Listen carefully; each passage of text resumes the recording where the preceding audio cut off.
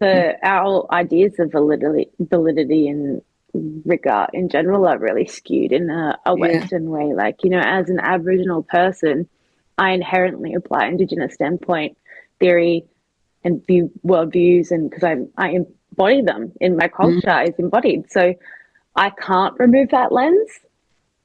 So I'm biasing the research that I'm involved in. And if I was to be involved in a non-Indigenous research project, I would probably inherently really focus on the context rather than whatever, if it wasn't a focus, if that's because that's what I find to be so important in understanding, because so often we forget the context. Yeah.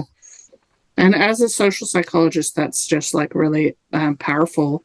So, in addition to teaching stats, I study social psych, and it's not just even non-Indigenous and Indigenous, as you know. Like there's tremendous diversity in the lived experiences of Indigenous folks, whether they're coming from Tasmania or the Gold Coast, or up in the far north Queensland or the Northern Territory. And then there's tremendous diversity within the non-Indigenous, including what decade that we're in, because we're having this conversation because it is 2024, and we could never have had this conversation 20 years ago.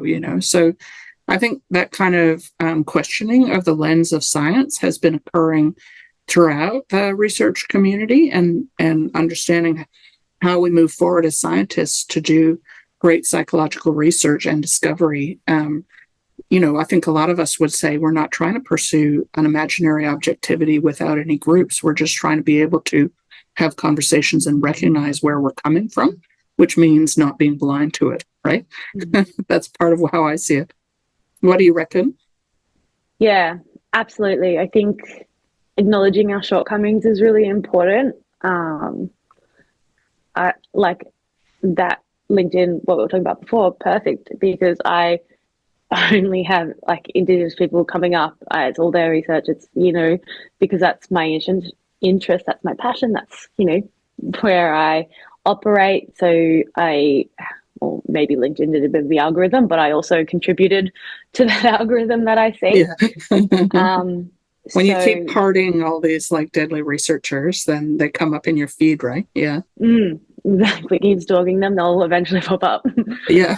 um, so when I'm asked on things outside of my lane, I get quite nervous um, to comment and work within. So I will always take it back to a place where I feel comfortable, which would be, exploring the context, Mm, and the the interconnecting versions that all have an impact on the research topic, rather than yeah. talking about the brain. It's not my Yeah. it's not my strong point.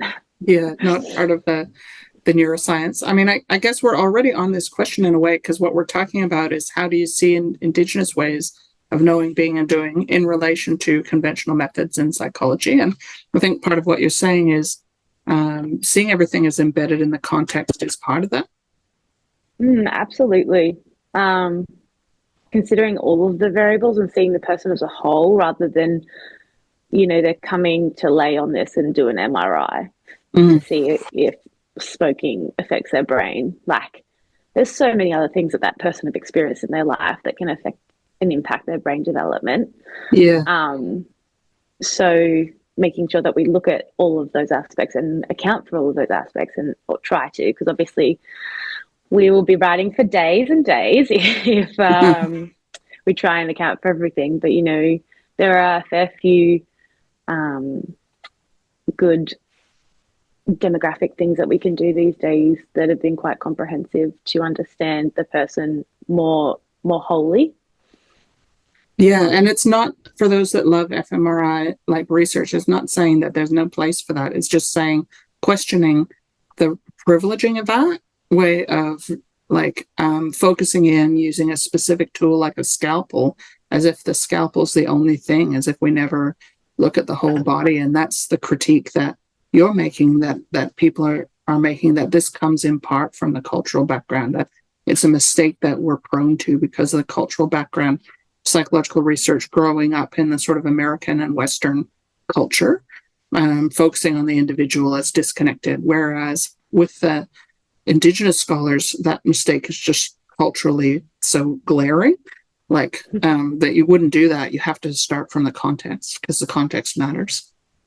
Well, if you look at our social emotional well-being wheel, the self is in the middle, but the 7 domains are described as interconnected, and they are circulated by the political, social, and historical experiences or environments. So whilst we're at the center, there's so many more things going on out here that are kind of going inward to impact our experiences and our development and aspects like that. So yeah, and I'll see if I can pop up in the recording like an image of that wheel, which is, I also refer people to the free open access textbook, which describes that socio and emotional well-being model in the textbook Working Together by Professor Pat Dudgeon's team. But yeah, it's just a non-individualistic model. It's like my well-being is embodied, like I have a body, and my body and my ability and disability affected, and my strength and my illness, and and I have a family, and I have a cultural group, and I forget the other 7 areas. I have a spirituality. What else do I have? Anyways, we'll flash it up on the picture. So it's like my well-being is not just me. Yeah, like we are heavily impacted by our family, our kinship structures, our experiences, indirectly, directly, our community's experiences. So you'd be remiss to not look deeper when working in an Indigenous context. But I think that's the same as most collective cultures. And indeed, individual cultures, like, although there's, like, again, it's this question of zooming in versus zooming out. We lose a lot in Western cultures and American culture if we only look at individuals and don't take into account the Australian, country that we're in, the decade that we're in, the state that we're in. I remember when I first came to Queensland and I was presenting social psychological data from Queensland as Australian data. And I would go down to these conferences in Victoria or in Sydney and present my Australian data. And people would come up to me afterwards and they'd say, stop talking about it as Australian data. That is Queensland data. So the lens, the cultural and geographic lens, it benefits us as well. And again, it's not about saying you never want to go to an individual analysis. It's just saying it's not the only sciencey thing. And sometimes you lose sciencey credibility when you don't take the context into account. At least that's how I come at it and where I am now as a Australian Canadian 50-year-old woman in 2024. Yeah, absolutely. I think you're losing some important stories by not taking that context into account. I think the main thing that I take away is the holistic approach that Indigenous peoples that we tend to have to things. And again, I think there's been some really good changes in psychology in the last 5-10 years to this more holistic approach. So I often talk in my own teaching about how in psychology we're taught this history that first of all we have the biological model of health, and then we have the biopsycho model of biological psychological model of health, and now we're at the biopsychosocial model of health, and that actually that sort of model is how Indigenous peoples have viewed health all along. In fact, even more expansive to include like community and country and things like that. And so psychology is often catching up to the methods that Indigenous peoples have been practicing for centuries. In terms of specific like methods and things like that, Indigenous knowledge systems emphasize interconnectedness. And so I think that really relates to the way that in psychology we try and sort of compartmentalize or cut off different things to look at them like out of the context of the rest of the person or something like that. So we tend to separate like the mind and body and things like that. But Indigenous methods would view these as being deeply entwined.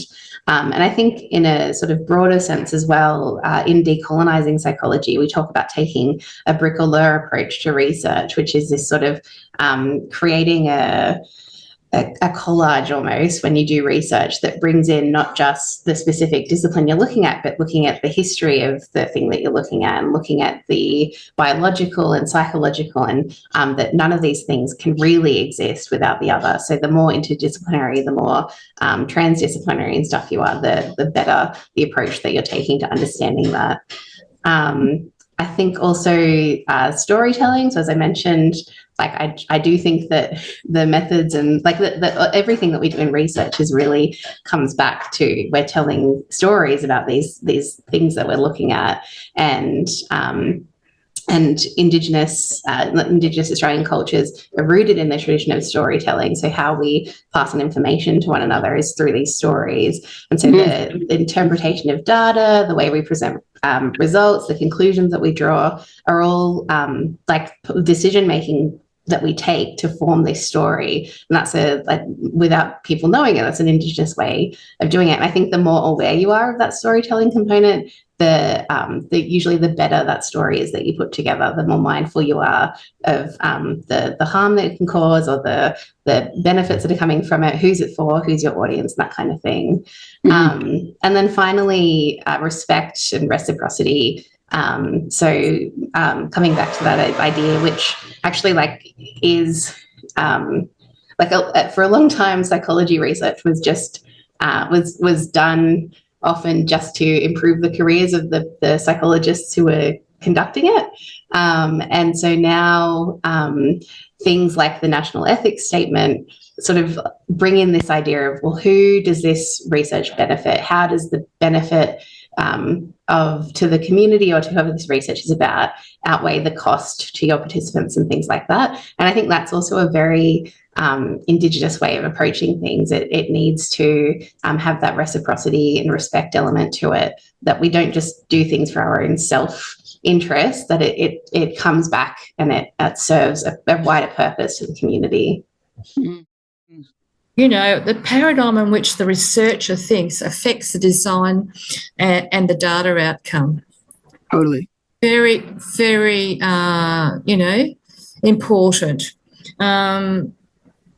And I spoke about the Indigenous people and their connection to land. The closer they are to their cultural roots, the more they're going to think spiritually and in an energetic, holistic way. We think in terms of family, community, other people first, all that sort of stuff, rather than I am important and I need to get my needs met at the expense of others.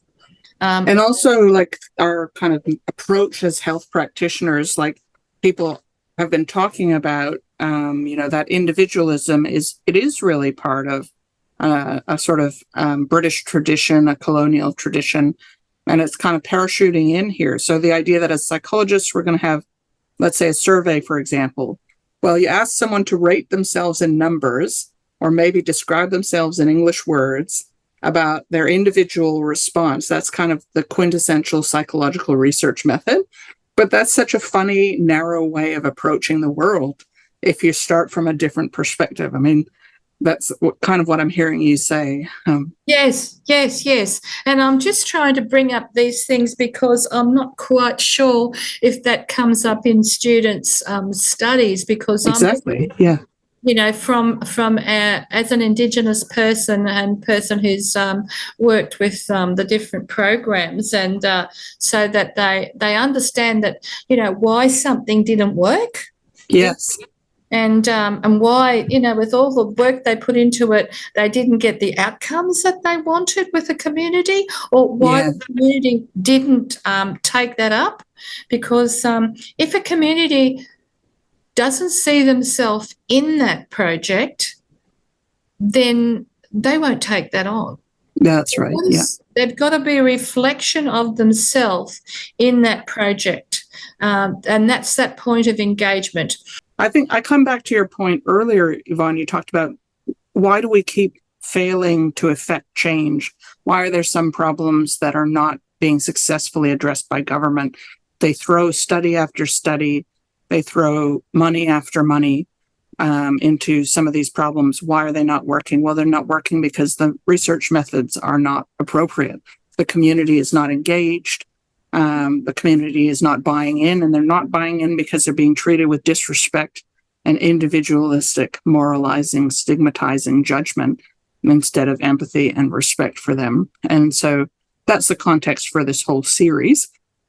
But it's just been so great to hear your perspective today. Yeah. Thank you. And I think if you think of the people, by the people, for the people, I don't know where I got that quote from, but that is the major thing. If it's just for yourself, there may be aspects for yourself, of course, but what is the ethical thing that you're using your money, your time, their time on getting to something of benefit, and that they go home and they feel good.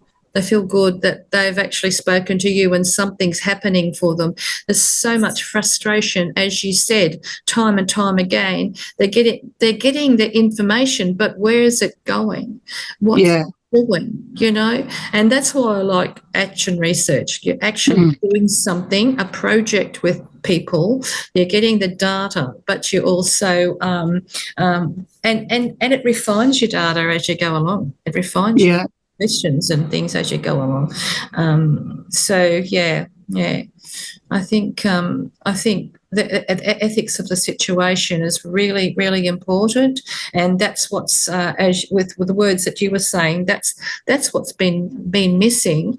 Is people are getting things imposed on them. There's lack of engagement, and that engagement by the very way you do it is an empowering tool. The outcomes are people will do it then for themselves. When I did the Oxfam thing, the community development thing, the fellows impressed upon us that we were not to think of the outcomes. We were not to think of what the answers were. You pose a question, or you work up the question with the community, and they will do the answers. And it will be something completely out of the box that you might have thought, never thought of. Works for that community. The money might be going to buy boats for them so that they can fish, and then they can eat the fish, and that will help them, they could sell the fish, they could be healthier, all that stuff. But you may not have thought of that. The best would have been buying a couple of boats. Yeah. And if there's really one thing that you could learn from this, students, it could be mistrust every scientific method that doesn't involve talking to the community and saying, what do you think of this method? Yes, and getting that feedback, and not being afraid to get negative feedback. Exactly. Because negative feedback's good. Yeah. That's how we learn. That's how we grow. Become better. Yeah. It is. If you go along the wrong path and it's not the right path, then thank goodness for that. Now I know I won't go along that path again. I'll go. Exactly. And failure to learn is the opposite of science, right? Yeah.